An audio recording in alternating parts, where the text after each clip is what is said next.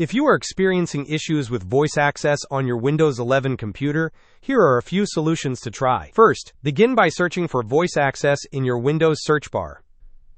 Once it appears, click on Run as Administrator in the right pane to launch the application with elevated privileges. If running voice access as an administrator does not resolve the problem, proceed to the next step. Open the Windows search bar once more and type Command Prompt. Select Run as Administrator from the search results to open the command prompt with administrative rights. In the command prompt window, carefully type the following command: sfc/scannow. After typing the command, press Enter to initiate a system file check scan. This scan will look for and attempt to repair any corrupted system files that might be affecting voice access functionality. Hope this was helpful. Don't forget to like and subscribe if you enjoyed. As always, thanks for watching, and I will see you in the next video.